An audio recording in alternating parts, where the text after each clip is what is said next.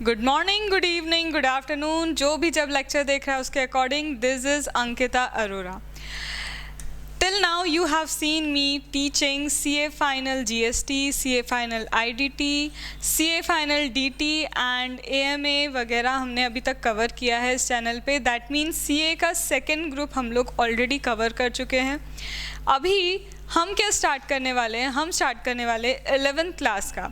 The base of accounting is class 11th. If you don't know 11th class के basis हमें नहीं पता तो ऑब्वियसली हम क्या नहीं कर सकते, आगे जाके CPT फाउंडेशन जिसे बोलते हैं CA का वो क्लियर नहीं कर पाएंगे. मतलब बेस स्ट्रॉन्ग नहीं है तो कहीं ना कहीं आगे के फर्दर कोर्सेज में दिक्कत आती है. तो what I have plan for you, this classes that I am going to record, this playlist that will be LMR for class 11th account. ये इस जो हमारी playlist है, playlist का नाम होगा LMR for class 11th accounts. LMR मतलब last minute revision होता है. अब ये क्या काम करेगी प्लेलिस्ट आपके लिए? ये दो तरह से आपके लिए बेनिफिशियल होगी. फर्स्ट थिंग, सबसे पहले वो लोग जो 11th क्लास की फाइनल एग्ज़ाम देने जाएंगे for accounts, they can use this playlist जिसमें आपको ओवरऑल जो कॉन्सेप्ट हैं आपके 11th क्लास के आपको समझने को मिलेंगे. फिर इसके बाद जो लोग ऐसे हैं जो कहीं ना कहीं BCom लेवल से हैं, जिन्हें थोड़ा बहुत कॉन्सेप्ट में दिक्कत है, तो वो भी इसे यूज़ कर सकते हैं. और अगर मैं बात करूँ CPT वालों की, जिसे हम आजकल नए कोर्स में CA के कोर्स में CA फाउंडेशन का कोर्स बोलते हैं, that students can also use this as a guide for your accountancy exam जो वो CPT या फाउंडेशन के लिए देने जा रहे हैं. That means this course is going to cover, this playlist is going to cover and serve you the entire purpose for CA foundation, for CPT. That old course में CPT था तो अभी फाउंडेशन बोलने में आ रहा है. तो CA foundation आपका 11th क्लास, तो ये दोनों के लिए आपके लिए बिल्कुल अच्छा होगा. और जो लोग टीचिंग करना चाहते हैं, पहले कॉन्सेप्ट स्ट्रॉन्ग करना चाहते हैं, वो भी इसे अच्छे से यूज़ कर सकते हैं. So let us start with the first and the very first lecture, accountancy का फर्स्ट क्लास. अब हम हमारी ये जो अकाउंटेंसी है इसके फर्स्ट क्लास में क्या सीखेंगे? फर्स्ट क्लास में सबसे पहले हमें छोटे छोटे टर्म्स पता होने चाहिए जो यूज़ होते हैं. हमें क्या पता होना चाहिए? छोटे छोटे टर्म्स पता होना चाहिए जो यूज़ होते हैं, तभी तो जाके हम उसे अच्छे से समझ पाएंगे किसे? अकाउंट्स को. Let me tell you, accounts is very simple. It is very simple. It is just like हिसाब किताब that we do at our home. ये वही हिसाब किताब है जो हम हमारे घर पे करते हैं, कोई डिफरेंस नहीं है. बस चीज़ें ये आ जाती हैं, या डेबिट और क्रेडिट के कुछ रूल्स आ जाते हैं जो हम घर पे डेबिट क्रेडिट के रूल्स अप्लाई नहीं करते. What I am saying again, घर का अकाउंटिंग और हमारे बिज़नेस का अकाउंटिंग कई जगह सेम है. मैम ये क्या बोल रहे हो? बिल्कुल सेम है. क्यों सेम है? घर के अकाउंटिंग में बस आप रूल्स नहीं देखते हो, बस ये देखते हो हिसाब किताब में कितना पैसा बचा, कितना पैसा गया, कहीं कोई नुकसान तो नहीं हो गया, हम सब्जी महंगी तो नहीं खरीद के आ गए, सस्ती तो नहीं लेके आ गए. ये सब घर पे भी करते हैं और यही सब हमारे लिए कहाँ होता है? बिज़नेस में भी होता है. और अगर मैं 11th क्लास के लेवल पे बात करूं तो यहाँ पे lowest level of accounting base आपको दिया है, जो अभी आगे का अकाउंटिंग बेस है आपको नहीं जानना है. Lowest level of accounting base पे यही सब चीज़ें हैं कि आपको क्लास 11 के कोर्स में अकाउंटिंग का फाइनल अकाउंट बना के सिर्फ आपको P&L निकालना है, प्रॉफिट या लॉस निकालना है. उतना तक ही आपको दे के रखा है, इससे ज़्यादा कुछ नहीं दिया. तो यस, मैं यहाँ पे ये कह सकती हूँ कि हम लोएस्ट लेवल ऑफ अकाउंटिंग पे ही हैं, लेकिन हमें लगता है हमने पहली बार पढ़ा है तो हमें वो चीज़ बहुत टफ लगती है, तो उसे हम इजी करेंगे. सबसे पहले अब हम आते हैं कुछ जनरल टर्म्स पे. कुछ जनरल टर्म्स ऑफ अकाउंटिंग पे आते हैं और ये जनरल टर्म्स जो आपकी है ये आपको हेल्प करेगी अकाउंटेंसी को अच्छे से समझने के लिए. सबसे पहले जो यहाँ पे आप कंफ्यूज हो सकते हो, मैं वो कुछ इंपॉर्टेंट टर्म्स लूँगी, सारी चीज़ों पे हम नहीं जाएंगे, इररेलेवेंट डेफिनेशंस पे नहीं जाएंगे, हम सिर्फ इंपॉर्टेंट चीज़ें लेते हैं। तो हम स्टार्ट करते हैं हमारा वीडियो यहाँ से। रिलेटेड टू स्टडी जितना इंट्रोडक्शन देना था I have already given you. सबसे पहले जो अकाउंट्स है, अकाउंट्स में सबसे पहले क्या होता है, एक हम क्या करते हैं, दिमाग में क्या लेते हैं, दिमाग में एक इमेज लेते हैं कि मुझे बिज़नेस स्टार्ट करना है। अब बिज़नेस तो हमें पता है बिज़नेस क्या होता है, मुझे बिज़नेस स्टार्ट करना है। तो यहाँ पे अगर मैं खड़े खड़े बोलूँ कि मुझे क्या करना है, बिज़नेस स्टार्ट करना है, तो क्या ये बिज़नेस विदाउट मनी स्टार्ट हो सकता है? कोई भी बिज़नेस ले लो, ग्राउंड लेवल का भी एक बिज़नेस ले लो, अप लेवल का भी एक बिज़नेस ले लो, मिडिल लेवल का बिज़नेस ले लो, कोई भी बिज़नेस किसके बिना स्टार्ट नहीं हो सकता, कोई भी बिज़नेस पैसे के बिना स्टार्ट नहीं हो सकता। और मुझे पैसा लगाना पड़ेगा बिज़नेस में, मुझे जेब से पैसा निकाल के लगाना पड़ेगा बिज़नेस में, और ये जो जेब से पैसा निकाल के मुझे बिज़नेस में लगाना पड़ेगा to start my business. Point out this word, to start my business. मेरे बिज़नेस को स्टार्ट करने के लिए जो पैसा मुझे लगाना पड़ेगा, दैट इज़ कैपिटल। उसे हम यहाँ मनी नहीं बोलते, उसे यहाँ हम पैसा नहीं बोलते, उसका एक स्टैंडर्ड नाम है जिसे हम क्या बोलते हैं, कैपिटल। तो कैपिटल का एक ही मीनिंग है, बिजनेस स्टार्ट करने के लिए जो शुरुआत में पैसा लगा है, the initial money that we have invested, initial money that we have invested to start the business is known as capital. तो इनिशियल मनी जो हमने इन्वेस्ट किया, तो सबसे पहला टर्म हमारा जो अकाउंट्स का स्टार्ट होता है, तो अकाउंट्स का जो सबसे पहला टर्म है वो ये है कि ये जो पर्सन है यहाँ पे खड़े खड़े सोच रहा है। क्या सोच रहा है? ये भाई साहब सोच रहे हैं कि बिज़नेस क्या करना है, बिज़नेस स्टार्ट करना है। क्या करना है? बिज़नेस स्टार्ट करना है। बिज़नेस स्टार्ट करने के लिए क्या लगेगा? मनी लगेगा। बिज़नेस स्टार्ट करने के लिए क्या लगेगा? मनी लगेगा। तो यहाँ पे हमने बोला, अच्छा आप इसका मतलब ये बोल रहे हो कि बिज़नेस स्टार्ट करने के लिए कैपिटल लगेगी। क्या लगेगी? कैपिटल लगेगी। द सिंपलेस्ट फॉर्म, यहाँ मनी नहीं बोलोगे, क्या नहीं बोलोगे? मनी नहीं बोलोगे। सीधी सिंपल सी बात है, बिज़नेस स्टार्ट करना है, हाँ स्टार्ट करना है, पैसा लगेगा, बिल्कुल लगेगा। बिज़नेस स्टार्ट करना है, पैसा लगेगा, बिल्कुल लगेगा। उस पैसे को एक नाम दिया जिसे हमने क्या कहा? कैपिटल। तो capital means introduction of money to start up your business. Capital is introduction of money to start up your business. Capital उसे कहते हैं, कैपिटल उसे कहते हैं। क्या यहाँ तक का लॉजिक क्लियर? नहीं क्लियर? कमेंट बॉक्स है, कमेंट बॉक्स में आप बता सकते हो। नहीं तो व्हाट्सएप नंबर है 7997099236, जहाँ सिर्फ आप डाउट पूछ सकते हो। ये कॉलिंग के लिए नहीं है, सिर्फ व्हाट्सएप नंबर है, आप कॉल नहीं कर पाओगे इस पर सिर्फ अपने डाउट्स आप क्लियर कर सकते हैं। यहाँ पे क्या बोला मैंने? कैपिटल। यहाँ पे मैंने क्या बोला? कैपिटल। कैपिटल क्या है भैया? कैपिटल कुछ नहीं है, जो बिज़नेस स्टार्ट करने के लिए पैसा लगाया वो कैपिटल है। अब हमारे पास पैसा आ गया, बिज़नेस में मैंने पैसा लगा दिया। अब दूसरी चीज़ आती है, क्या सिर्फ कैपिटल लगाते से ही बिज़नेस स्टार्ट हो जाएगा? क्या सिर्फ कैपिटल इन्वेस्ट करते से बिज़नेस स्टार्ट हो जाएगा? तो कहीं से आवाज़ आती है, ना बाबा ना, सिर्फ कैपिटल लगाते से बिज़नेस स्टार्ट नहीं होता। अब आप क्या करोगे? सबसे पहले अगर आप मैन्युफैक्चरिंग करना चाहते हो, कोई चीज़ बनाना चाहते हो, प्रोडक्शन करना चाहते हो, तो उसके लिए मशीन खरीद के लेके आओगे। अगर मैन्युफैक्चरिंग करना चाहते हो बिज़नेस स्टार्ट करके, तो कुछ ना कुछ मशीन लाओगे, मशीन में ही तो मैन्युफैक्चरिंग करोगे। आप क्या करोगे? मशीन लाओगे, मशीन में मैन्युफैक्चरिंग करोगे। या फिर क्या होगा? हम मैन्युफैक्चरिंग वाले नहीं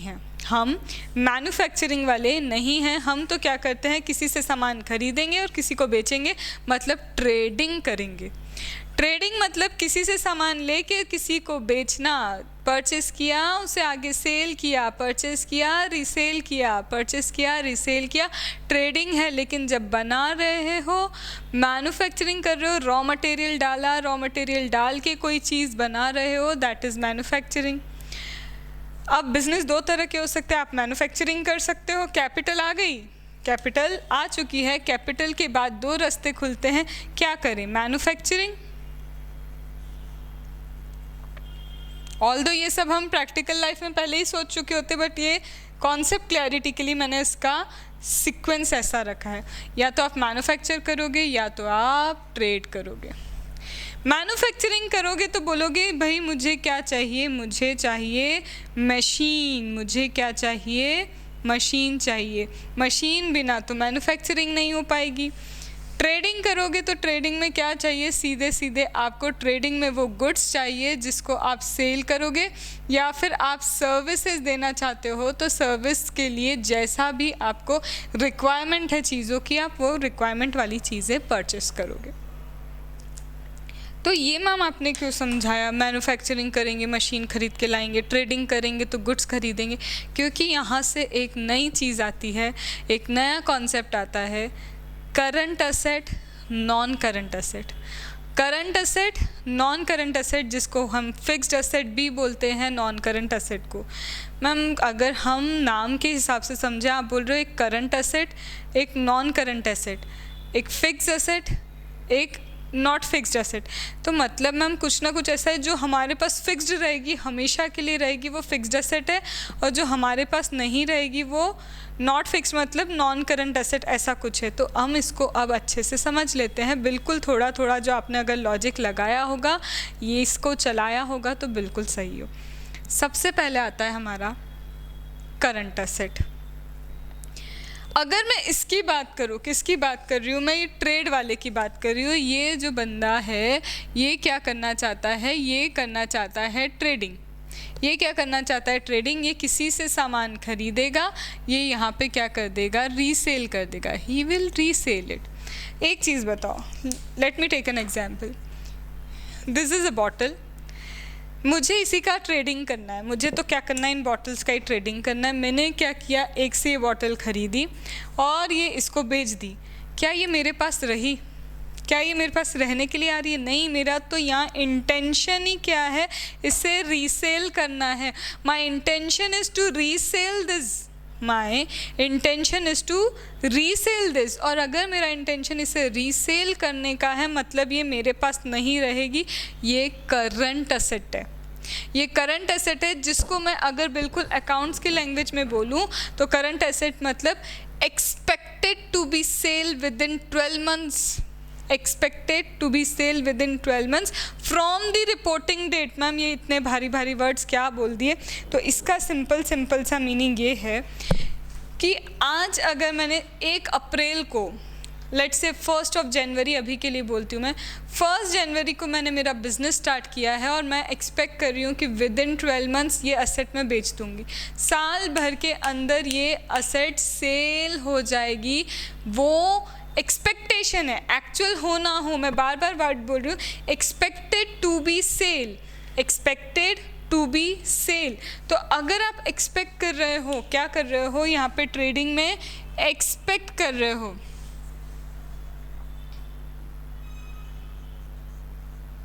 expected to sell within 12 months। If it is expected to be sell within 12 months, अब यहाँ पे अंडरलाइन कर रही हूँ मैं वापस इस चीज़ को, ये एक्सपेक्टेड। एक्सपेक्टेड का मतलब एक्चुअल नहीं है, सच में सेल हो ना हो, लेकिन अगर आपने उम्मीद रखी है कि इसे 12 महीने में आप सेल कर दोगे, वो करंट असेट होती है। Expected to be sell within 12 months, अगर 12 months में आप सेल करने के लिए सोच पा रहे हो तो वो हर एक्चुअल में हुआ नहीं हुआ, लेकिन एक्सपेक्टेशन रखी ना, आप क्या इंटेंशन रखते हो, उसे सेल करने का इंटेंशन रखते हो ना, तो ऐसी चीज़ें हो जाएगी आपकी करंट एसेट। तो मतलब ये कि मैं मेरी कैपिटल, जो मैंने पैसा बिजनेस को स्टार्ट करने में लगाया, उस पैसे को मैं क्या करूँगी? थोड़ा बहुत गुड्स खरीद के लेके आऊँगी, जिसे मैं बोलती हूँ मैं कुछ करंट एसेट्स लेके आऊँगी, जिनको मुझे क्या करना, आगे सेल करना है। मेरा यही तो बिज़नेस है। मेरा यही तो बिजनेस है।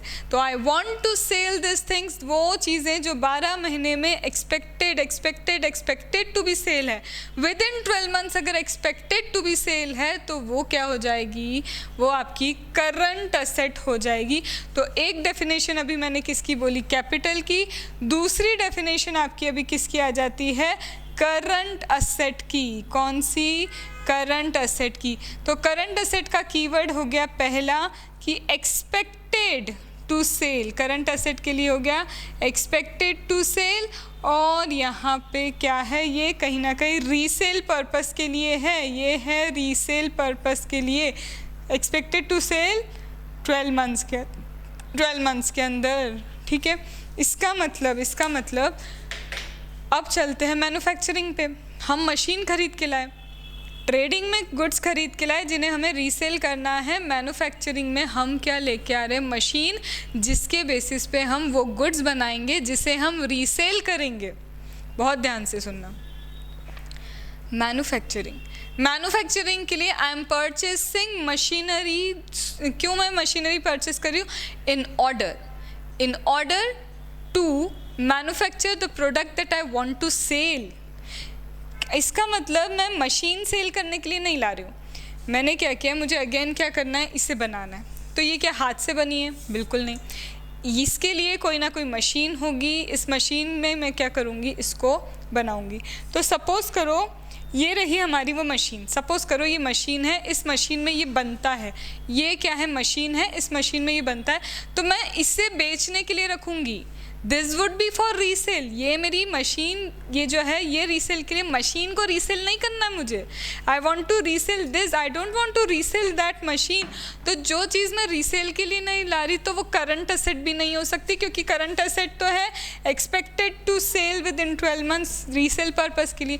तो जो चीज़ रीसेल पर्पज़ के लिए नहीं है, विद इन 12 मंथ्स आप उसे सेल नहीं करना चाहते, कोई इंटेंशन नहीं है सेल करने का, वो हो गई आपकी non current asset. Are you getting the difference? जो चीज़ विद इन 12 मंथ सेल नहीं करनी, जो चीज़ रीसेल नहीं करनी, जो रीसेल नहीं करनी, जो विद इन 12 मंथ सेल नहीं करना, जिसे 12 महीने में सोचा ही नहीं कि हम इंटेंशन ही नहीं रखते कि उसे रीसेल करेंगे, that is what, that is non current asset, that is what, non current asset. तो हमने समझा अभी कैपिटल मतलब जैसे ही बिजनेस स्टार्ट करना है जो पैसा लगा रहे हैं, दैट इज़ कैपिटल। सेकेंड हमने क्या करा, हमने करंट असेट मतलब expected to be sell within 12 months, current है, और जिस चीज़ को हमें सेल नहीं करना, एक्सपेक्ट ही नहीं कर रहे कि हम 12 महीने में उसे बेचेंगे, उसे रीसेल पर्पस के लिए लेके ही नहीं आए हैं, हम अपने बेनिफिट के लिए उसे लेके आए हैं कि उससे प्रोडक्ट बनाएंगे। फर्नीचर लेके आए हम बिजनेस में फर्नीचर लेके आए, हमारा काम है बॉटल बेचने का, फर्नीचर में तो वो रखी रहेंगी, शोरूम में वो रखी रहेंगी, हम वो फर्नीचर नहीं बेच रहे, हम बॉटल बेच रहे हैं। तो जो चीज़ आप रीसेल पर्पस के लिए नहीं लाते, जो चीज़ आप रीसेल पर्पस के लिए नहीं लाते, वो नॉन करंट असेट होती है। वो कौन सी असेट होती है, वो होती है नॉन करंट असेट। तो 3 चीज़ें, current asset, non current asset, capital, ये हमें अच्छे से दिमाग में समझ में आ गया, राइट? चलो, तो कैपिटल से हमने कुछ मशीनरी खरीदी, कैपिटल से हमने कुछ गुड्स खरीदे, ट्रेडिंग है तो डायरेक्ट गुड्स खरीदेंगे, मैन्युफैक्चरिंग है तो पहले मशीन खरीदेंगे, मशीन में से हम वो गुड्स बनाएंगे जिसको हम रीसेल पर्पस के लिए रखेंगे, तो वो वो करंट होगा और मशीन हमारी नॉन करंट है। यहाँ तक कोई डाउट हो तो पूछ सकते हो। फिर इसके बाद आगे चलते हैं, हमने करंट नॉन करंट देखा, अब एक आपको बाइफर्केशन और बताती हूँ, वो ये है कि ये जो कैपिटल देख रहे हो ना, ये कैपिटल, ये पैसा कहाँ से आएगा? ये जो कैपिटल देख रहे हो, हम बोल तो रहे हैं कि भैया बिज़नेस स्टार्ट करना है, तो बिज़नेस स्टार्ट करने के लिए I need money to start up the business. तो मुझे एक चीज़ ये बताओ, ये मनी कहाँ से आएगा? अब हम सोचेंगे अगर मुझे बिज़नेस स्टार्ट करना होता, मुझे पैसा चाहिए होता, तो मुझे पैसा कहाँ से मिलता? मेरी सेविंग्स, किसी से उधार ले लेंगे, थोड़ा मेरी सेविंग है, थोड़ा किसी से उधार ले लेंगे, यही तो है। यही तो दो सोर्स हैं, कुछ सोचना नहीं है अकाउंट्स में, बहुत ज़्यादा लंबा चौड़ा कुछ नहीं है, सब कुछ रियल लाइफ में जो अप्लाई करते हो दैट इज़ अकाउंट्स। तो सबसे पहले आप यही सोचोगे, if I want to start up a business then I have my savings, I can take loan from where, loan from bank, loan from my friend, loan from my relatives. तो यही source of capital है, यही क्या है, यही source of capital है। तो यहाँ पे अब यहाँ पे सुनना बहुत अच्छे से, क्या बात बोल रही हूँ मैं, हम बात बोल रहे हैं कैपिटल की। हम किसकी बात बोल रहे हैं, हम बात बोल रहे हैं कैपिटल की। अब देखो कैपिटल लाने के दो तरीके हो गए, खुद के घर से लेके आ जाओ या फिर कहाँ से लेके आओ, या फिर लेके आओ तुम लोन से। तो अभी हम फोकस कर रहे हैं ये कैपिटल, ये कैपिटल कहाँ से लेके आए हम मानते हैं अभी हम गए थे बैंक। हम कहाँ गए थे, बैंक, ICICI, हम बैंक गए थे। हम ये रहा बैंक, इस बैंक में जाके क्या लेके आए, जब निकले इस बैंक से बाहर हमारे पास क्या था, ये सूटकेस, ठीक है, ये सूटकेस था, इसमें थे रुपीस। तो यहाँ हमने ये कैपिटल कहाँ से ली, बैंक से ली। ये कैपिटल हमने कहाँ से ली, बैंक से ली। अब समझना, अब फोकस हम पूरा मैग्नीफाइंग ग्लास लगा के किस पे फोकस कर रहे हैं, इन पैसों पे। ये जो यहाँ पे ये पैसे हैं, अब ये इन पैसों पे हमारा पूरा फोकस है। हमने देखा कि बैंक ने बोला है, अब देखो बैंक से पैसा लाओगे तो वापस तो करना पड़ेगा, ये बात तो बिल्कुल सही है, बैंक से पैसा लाएंगे तो वो पैसे को वापस करना पड़ेगा। तो जब बैंक से पैसा लाएंगे उस पैसे को वापस करना पड़ेगा, तो यहाँ पे बैंक ने बोला 5 ईयर्स के अंदर वापस कर देना, within 5 years equal installment में वापस कर दो, within 5 year equal installment में वापस कर दो। एक सिनेरियो ये हो सकता है, एक बैंक ने हमको बोला विद इन 12 मंथ्स वापस करो, क्या बोला, 1 ईयर के अंदर वापस कर दो। अब देखो बिल्कुल जो लोग दिमाग लगा रहे होंगे, कंसंट्रेशन रख रहे होंगे, दे वुड अंडरस्टैंड कि जैसे current asset within 12 months expected to sell था, तो वो करंट असेट था। तो जो लाइबिलिटी मतलब उधार, लाइबिलिटी मतलब उधार, ये जो आप कहीं से उधार लेके आते हो तो उसको अकाउंटिंग टर्म में उधार नहीं लाइबिलिटी कहते हैं, उससे अकाउंटिंग टर्म में उधार नहीं कहते, उससे लाइबिलिटी कहते हैं। तो जो लाइबिलिटी आई है आज उसे पे भी करना होगा, अगर पैसा लाए हैं तो पैसा देना भी होगा, अगर पैसा लाए हो तो पैसे को देना भी होगा। तो वो पैसा जो हमें देना है, ये लाइबिलिटी को क्या करना है, रीपे करना है, ये लाइबिलिटी को रीपे करना है। अगर ये रीपे करना है with in 1 year, with in 12 months, तो जो liability with in 12 months repay होती है उसे तो कहा जाएगा करंट लाइबिलिटी। उसे क्या कहा जाएगा, उसे करंट लाइबिलिटी। सिमिलरली जो असेट्स आपको एक्सपेक्टेड वर्ड मत भूलना, expected to be resell within 12 months है, वो आपकी करंट असेट होती है। और जो लाइबिलिटी विद इन 12 मंथ्स पे करना है, विद इन 12 मंथ्स जो रीपे करना है, that is your current liability. इसमें कहीं से कहीं तक कोई डाउट नहीं। इसका मतलब मैम हम ऑटोमेटिकली बोल सकते हैं जो लाइबिलिटी मोर देन 1 ईयर मतलब मोर देन 12 मंथ्स में रीपे करनी है, ये हो गया more than 12 months. More than 12 months में जो लाइबिलिटी मैम रीपे करनी है वो हो गई नॉन करंट लाइबिलिटी। मैम वो हो गई क्या, non current liability. Exactly, that is your non current liability.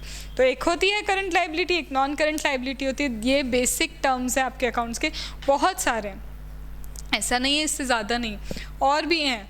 अब यहाँ पे ये ब्रॉडर टर्म में मैंने बोला non current liability, non current asset, non current asset, current liability. अब इसके अंदर क्या होगा, अभी जैसे हम बात करें नॉन करंट लाइबिलिटी, जिसे लॉन्ग टर्म बोरोविंग कहेंगे।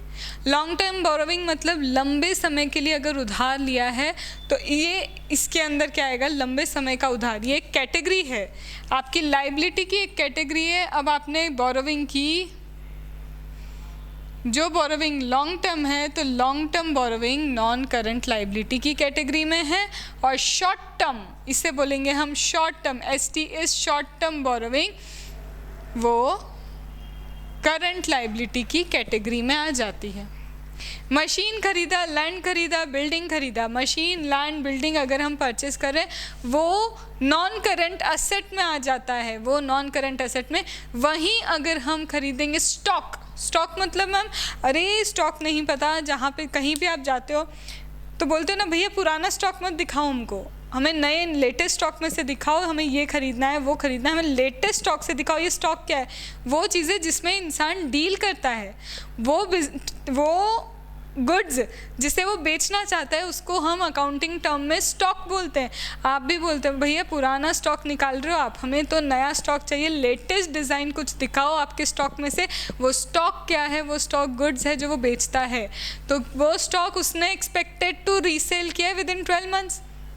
वो सोच के रखता है कि मैं 12 महीने के अंदर इस स्टॉक को बेच लूँगा, तो वो उसका करंट स्टॉक है। वो क्या है, करंट असेट है। वो क्या है, उसका करंट असेट। तो this is what current and non current liability, ये सारी करंट नॉन करंट लाइबिलिटी और करंट नॉन करंट असेट है। I hope things are pretty much clear to you कि ये छोटे छोटे टर्म्स क्या हैं। And if I talk about foundation, तो फाउंडेशन में इसको लेके MCQs बन जाते हैं। फाउंडेशन में और डिटेल में है current asset, non current asset. Foundation में और डिटेल में है आपका ये लाइबिलिटी वाला पोर्शन, जिसमें कंपनीज एक्ट 2013 का स्पेसिफिकली ओवरऑल डेफिनेशन दिया है, जिसके बेसिस पे हम करंट नॉन करंट एसेट क्या करते हैं, आइडेंटिफाई करते हैं। वहाँ पे आपका ऑपरेटिंग साइकिल भी होगा कि ऑपरेटिंग साइकिल के बेसिस पे कैसे करंट नॉन करंट एसेट को आप बाइफरकेट करोगे, वो हम कवर करेंगे, बिल्कुल कवर करेंगे। लेकिन वो हमारा कवरेज जाएगा क्लास 12th का, जब मैं अकाउंट्स रिकॉर्ड कर रही होंगी तो क्लास 12th के अकाउंटिंग में आपको वो करंट नॉन करंट कैसे आइडेंटिफाई करना है on the basis of companies act 2013 की डेफिनेशन जो दी है, उसके अकॉर्डिंग बाइफरकेशन हम तब सीखेंगे। अभी फॉर क्लास 11th ये बेस है कि विद इन 12 मंथ सेल करने के लिए रखा करंट, नहीं हो मतलब आपने रीसेल के लिए नहीं रखा non current, with in 12 months repay करना है करंट लाइबिलिटी, और अगर विद इन 12 मंथ्स आपको रीपे नहीं करना है, अबाउट 12 मंथ्स है, तो वो करंट लाइबिलिटी हो जाती है। This is pretty much clear to you। और अगर डाउट है तो you can put a comment over the यहाँ पे आप कमेंट बॉक्स में आप डाउट पूछ सकते हो। अब इसमें एक जो इम्पॉर्टेंट टर्म आता है, एक इम्पॉर्टेंट टर्म आता है ड्राइंग्स। एक इम्पॉर्टेंट टर्म क्या आता है, ड्राइंग। मैम ड्राइंग क्या होता है, हमारे अकॉर्डिंग तो जो हम चिड़िया बनाते हैं, हमारे अकॉर्डिंग जो सीनरी बनती है वो ड्राइंग होता है, पर यहाँ पे अकाउंट के टर्म में वो ड्राइंग नहीं है, वो ड्राइंग नहीं है। अकाउंट के टर्म में ड्राइंग का मतलब क्या होता है, तो अकाउंट के टर्म्स में ड्राइंग का मतलब है जब मैंने क्या किया, बिजनेस में कैपिटल लगाई, ये मैंने क्या किया, बिजनेस में कैपिटल लगाई। इसको बहुत नॉर्मल लेवल पे समझते हैं अपन। मेरी शॉप है, मेरी क्या है, शॉप है, मतलब मेरा बिजनेस है। यहाँ तक तो बात क्लियर होगी कि मेरी शॉप है मतलब मेरा बिजनेस है। और ये जो मेरा बिजनेस है, इस बिजनेस में क्या है, लैपटॉप का बिजनेस है, पूरा क्या है, इलेक्ट्रॉनिक, दैट इज़ लैपटॉप का बिजनेस है। जितना भी स्टॉक है मैंने विद इन 12 मंथ सेल करने के लिए रखा, मतलब वो सब मेरा करंट स्टॉक है। लेकिन अब फर्नीचर जिसमें मैं ये सारी चीज़ें रख रही हूँ, वो जो फर्नीचर है वो मेरा नॉन करंट में आ जाएगा। वो फर्नीचर कहाँ जाएगा, मेरा नॉन करंट में। अब बात समझना, मेरी बेस्ट फ्रेंड है, या फिर हम बोलते हैं कि हमारे घर के लिए मैंने क्या किया, उस शॉप में से मैंने क्या किया, मेरी पढ़ाई के लिए एक लैपटॉप उठा लिया, ले लिया। अब बताओ, मेरा ही बिज़नेस किसका है, मेरा है। मेरे ही बिज़नेस में मैंने क्या किया, एक लैपटॉप उठाया, तो क्या मैं मेरे बिज़नेस को पैसे दे रही होंगी, ऑब्वियसली नो। तो जब भी आप पर्सनल पर्पस के लिए विड्रॉ करते हो गुड्स को, स्टॉक को, जब भी आप पर्सनल पर्पस के लिए स्टॉक को विड्रॉ करते हो, या फिर कैश है, कई बार होता है ना कि दुकान पे गुल्लक में से क्या रहता है, 500 रुपये निकाल लिया हमने, गले में से 500 रुपये निकाल लिए खर्चे के लिए, पापा से बोला खर्चे के लिए 500 रुपये दे दो, तो गले में से उन्होंने 500 रुपये दे दिए, वो पर्सनल पर्पस है। वो क्या है, पर्सनल पर्पस। तो जब भी पर्सनल पर्पस के लिए आप कुछ विड्रॉ करते हो, जब भी पर्सनल पर्पस के लिए कैश ले रहे हो या अपने बिजनेस से गुड्स ले रहे हो, कैश ले रहे हो या फिर अपने बिजनेस से गुड्स ले रहे हो, दोनों ही केस में उसे ड्राइंग कहा जाता है। उसको दोनों ही केस में क्या कहते हैं, हम ड्राइंग कहते हैं। ये कुछ इम्पॉर्टेंट टर्म्स है जो मुझे आपको समझाना ज़रूरी है to start up with a flow of accounts के फ्लो को स्टार्ट करने के लिए ये ज़रूरी है। अभी तक क्या क्या करा एक बार रिकॉल कर लेते हैं। कैपिटल टेक, कैपिटल मैम ऐसा था, स्टार्ट होता है, कैपिटल मैम भूल गए, कैसे भूल गए, नहीं मैम, बिज़नेस को स्टार्ट करने के लिए जो पैसा लगाना होता है वो कैपिटल होता है, और कैपिटल हम खुद की सेविंग से भी ला सकते हैं और कहीं और से भी ला सकते हैं। बिल्कुल सही मैम, कहीं और से हम कैपिटल लाए, हो सकता है विद इन 12 मंथ्स पे करना हो उसे वापस, हो सकता है हमने जो उधार लिया जिसे आप लाइबिलिटी बोल रहे हो, अकाउंट्स में उधार को लाइबिलिटी बोलते हैं, तो वो जो हम अगर एक साल में पे करेंगे, मतलब 12 मंथ्स में पे कर देंगे, तो मैम वो करंट लाइबिलिटी होती है। और अगर हमें कोई चीज़ें 12 मंथ्स के बाद में पे करना है तो वो नॉन करंट लाइबिलिटी होती है। इतना हमें समझ में आ गया। फिर मैम असेट पे जाते हैं। असेट में मैम ऐसा था कि ये जो पैसा हमने इकट्ठा किया, कैपिटल इकट्ठा की, इससे या तो मैं ट्रेडिंग कर रही हूँ तो वो गुड्स लेके आऊँगी जो डायरेक्ट परचेस करके रीसेल करना है। मतलब मैम मैं एक्सपेक्ट कर रही हूँ कि इसे मैं विद इन 12 मंथ सेल कर दूँगी, तो वो हो गया मेरा करंट असेट। और मैंने अगर मैन्युफैक्चरिंग की, मैं क्या लेके आई, मशीन लेके आई, और अगर ट्रेडिंग भी कर रही हूँ तो वो गुड्स को रखने के लिए जो मैंने पूरा फर्नीचर बनवाया, शोरूम शोकेस वगैरह बनवाया, उसको तो मैं सेल नहीं करना चाहती, मतलब मैम वो मेरा नॉन करंट असेट है। मैम वो मेरा क्या है, नॉन करंट असेट है। इसके बाद मैम आपने बोला कि कभी कभी आप पर्सनल पर्पस के लिए गुड्स भी विड्रॉ कर लोगे बिजनेस से, पर्सनल पर्पस के लिए कभी कभी कैश भी विड्रॉ कर लोगे। तो अगर मैंने गुड्स या कैश अगर पर्सनल पर्पस के लिए विड्रॉ किया है तो उस केस का मतलब है वो ड्राइंग किया है मैंने वो ड्राइंग नहीं है ये मैम, ये ड्राइंग अकाउंट्स की अलग है। हम इतनी चीज़ें समझ चुके हैं, गुड। अगर इतनी चीज़ें समझ में आ गई तो thumbs up, I want a thumbs up in the comment अगर इतनी चीज़ें समझ में आ गई है। The flow is very simple. Accounts is really very scoring and very very simple. And due to this lockdown, this subject have been versed with the basic. And 11th is the basis. And if you don't know the basis, it would really be very difficult. Okay? चलो अब आगे चलते हैं। Business start हो गया, machine लेके आ गए, current non current asset लेके आ गए, करंट नॉन करंट लाइबिलिटी समझ में आ गई। अब बातें समझनी है हमें क्या, या जब हम सेल करेंगे, जब हम परचेस करेंगे, कुछ जगह क्या होगा, बिज़नेस में एक्सपेंसेस होंगे, कुछ इनकम होगी। इनकम में कुछ बिज़नेस में इनकम होती है, कुछ बिज़नेस में एक्सपेंसेस होते हैं। अब मुझे ये समझना है कि ये जो बिज़नेस है, बिज़नेस के एक्सपेंस कौन से होते हैं, तो ये बिज़नेस के इनकम कौन से होते हैं, ये बिज़नेस के एक्सपेंसेस कौन से हैं, ये बिज़नेस की इनकम कौन सी है, मुझे ये समझना है। तो सबसे पहले इनकम एक्सपेंस दोनों दो तरह से डिवाइडेड है। इनकम हो या एक्सपेंस दो तरह से डिवाइडेड है, direct expense, indirect expense, direct income, indirect income. Ma'am अब ये क्या चीज़ है, नहीं, सबसे पहले आ जाओ डायरेक्ट इनकम पे। सबसे पहले हम आते हैं डायरेक्ट इनकम पे। डायरेक्ट इनकम मतलब प्रोडक्ट से होने वाली income. Income directly related to my product, ऐसी इनकम जो डायरेक्टली मेरे प्रोडक्ट से रिलेट करती है, वो मेरी डायरेक्ट इनकम है। मेरा क्या था बिजनेस, ये बॉटल सेल करने का बिजनेस था, मैंने इस बॉटल को सेल किया, सामने वाले से पैसा लिया, डायरेक्टली प्रोडक्ट से रिलेटेड इनकम मुझे मिल गई। डायरेक्टली प्रोडक्ट को सेल करने से रिलेटेड मुझे जो इनकम मिल गई वो डायरेक्ट इनकम है। मतलब जो प्रोडक्ट में मैं डील कर रही हूँ उससे मुझे जो इनकम हो रही है, जो प्रोडक्ट में मैं डील कर रही हूँ उससे रिलेटेड मुझे जो इनकम हो रही है, that is my direct income, that is my direct income. Ma'am फिर इनडायरेक्ट क्या हुआ? इनडायरेक्ट ये हुआ कि ये प्रोडक्ट मेरा है बॉटल, न्यूज़पेपर आते हैं, बहुत सारे न्यूज़पेपर आते हैं मेरे यहाँ पे, मैं इंग्लिश का न्यूज़पेपर भी लेती हूँ, हिंदी का भी लेती हूँ, पंजाबी हो तो पंजाबी का भी न्यूज़पेपर लेती हूँ, सारे के सारे न्यूज़पेपर यहाँ इकट्ठे हो गए। अब इसको बेच के आ गए स्क्रैप, इसको सेल करके, उसको सेल करने से भी मुझे क्या हुई, 500 की इनकम हो गई। तो वो 500 की इनकम क्या, मेरा काम न्यूज़पेपर सेल करने का नहीं, बट इनडायरेक्ट इनकम भी हो गई, मुझे उस बिज़नेस से कुछ इनडायरेक्ट इनकम भी हो गई।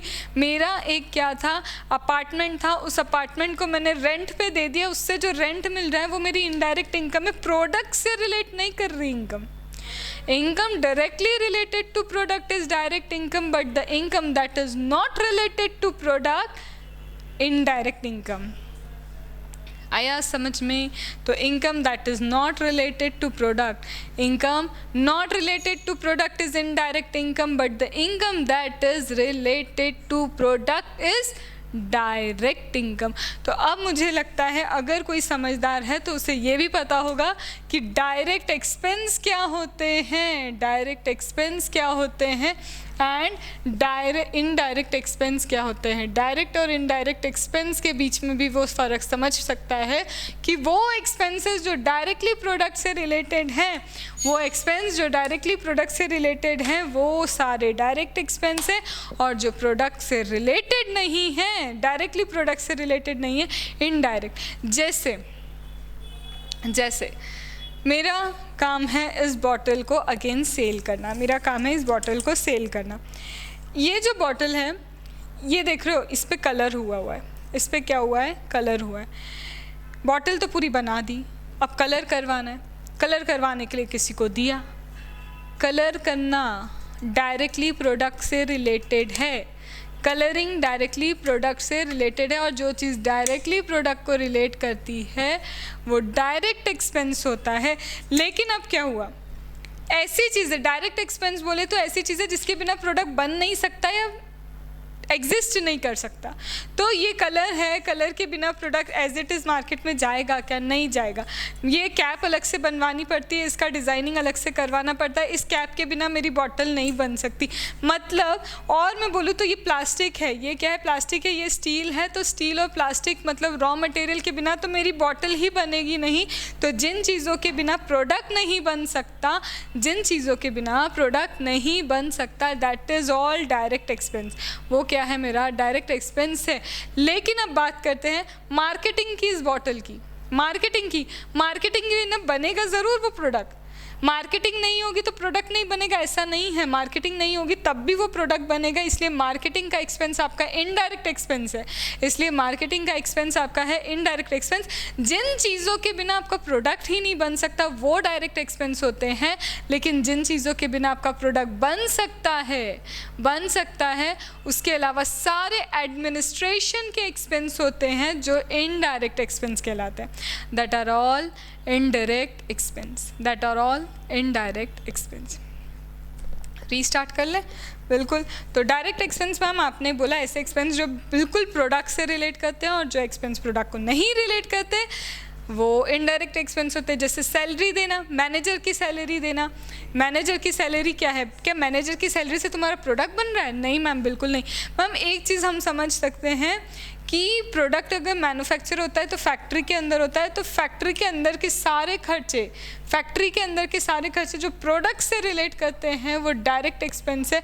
और फैक्ट्री गेट से बाहर के खर्चे, ट्रांसपोर्टेशन, फैक्ट्री से शोरूम तक गुड्स को लेके गए, वो ट्रांसपोर्टेशन का एक्सपेंस, उस ट्रांसपोर्टेशन के एक्सपेंस के बिना मैम मैन्युफैक्चरिंग तो होगी प्रोडक्ट की, मतलब वो इनडायरेक्ट एक्सपेंस। तो हमने सारी चीज़ें कर ली। सबसे पहले क्या किया, कैपिटल क्या होता है, कैपिटल कहाँ से आती है, कैपिटल लाने में लोन लेना पड़ सकता है। लोन आपका शॉर्ट टर्म हो सकता है, लॉन्ग टर्म हो सकता है। लॉन्ग टर्म मतलब 12 महीने से ज़्यादा टाइम में पे करना है, that is non current liability. 12 महीने से कम टाइम में पे करना है, करंट लाइबिलिटी। एसेट भी इस तरह से करंट नॉन करंट होती है, इसी तरह से आपकी एसेट क्या होती है, करंट एसेट होती है, नॉन करंट हो सकती है। उसके बाद आपको क्या बोला, उसके बाद ड्राइंग्स बताया, मतलब पर्सनल पर्पस के लिए आप बिजनेस से चाहे कैश विदड्रॉ करो, पर्सनल पर्पस के लिए बिजनेस से चाहे गुड्स विदड्रॉ करो, बोथ इज़ ड्राइंग। फिर इसके बाद हमने कहा कुछ एक्सपेंसेस होते हैं, कुछ इनकम होती है, इनकम भी डायरेक्ट इनकम इनडायरेक्ट इनकम होती है, एक्सपेंस भी डायरेक्ट इनडायरेक्ट एक्सपेंसेस होते हैं। वो एक्सपेंसेस जो डायरेक्टली प्रोडक्ट से रिलेट करते हैं, वो इनकम जो डायरेक्टली प्रोडक्ट के होने से हुई है, वो डायरेक्ट इनकम डायरेक्ट एक्सपेंस है। और इसके अलावा वो है जो डायरेक्टली प्रोडक्ट को रिलेट नहीं करती, इनकम जैसे रेंट की इनकम हो गई, मुझे इंटरेस्ट मिल गया कहीं से, वो सब इनडायरेक्ट इनकम है। इसी तरह से इनडायरेक्ट एक्सपेंस है जो डायरेक्टली प्रोडक्ट को रिलेट नहीं करते। So this is certain small introductory definition जो एक्चुअल में इतनी ही चीज़ें आपके आगे काम आएगी, इतनी ही चीज़ें आपके आगे काम आएगी। इसमें फिर कुछ कुछ छोटी छोटी चीज़ें कि प्रॉफिट क्या, इनकम क्या, रेवेन्यू क्या, ये हम सब समझेंगे। लेकिन अब हमारा जो सेकंड पार्ट होगा, ये अभी फर्स्ट क्या है, इंट्रोडक्टरी पार्ट। इंट्रोडक्टरी जिसमें इम्पॉर्टेंट डेफिनेशंस जो थी, जो कहीं कहीं आगे जाके आप कंफ्यूज हो सकते हो, उससे रिलेटेड सारी इंपॉर्टेंट डेफिनेशन करी। अब नेक्स्ट पार्ट जो होगा, नेक्स्ट पार्ट में हम इम्पॉर्टेंट कॉन्सेप्ट्स होते हैं, ये हमारी अकाउंट्स के, जैसे उसमें आता है monetary concept, money measurement concept, revenue recognisation concept. There are certain concept that are related to class 11 that we have to do. And most primarily if I talk about foundation, तो foundation में इसका अगर weightage देखें, वो जो chapter मैं आपको करवाने वाली हूँ, प्रिंसिपल्स ऑफ अकाउंटिंग, फाउंडेशन में एटलीस्ट 3 क्वेश्चन उससे उठ के आते हैं, जिसमें आपको केस स्टडी देंगे, केस स्टडी देके पूछेंगे ये मनी मेजरमेंट कॉन्सेप्ट है, ये कौन सा कॉन्सेप्ट वायलेट हुआ है उसके अंदर। तो किसी भी तरह से प्रिंसिपल्स ऑफ अकाउंटिंग, वहाँ से 3 नंबर का क्वेश्चन आता है। तो अभी के लिए हम इस वीडियो को यहीं स्टॉप करते हैं। नेक्स्ट वीडियो में आपको क्या मिलेगा, नेक्स्ट वीडियो में प्रिंसिपल ऑफ अकाउंटिंग मिलेगा। So this is Ankita Arora ending here with the first video for accounting, that is LMR for class 11th. okay, कोई भी अगर डाउट है, वीडियो अच्छा लगा लाइक करना, और अच्छा लगा शेयर करना, सब्सक्राइब करना, and do comment for your doubts and recommendation. okay, thank you.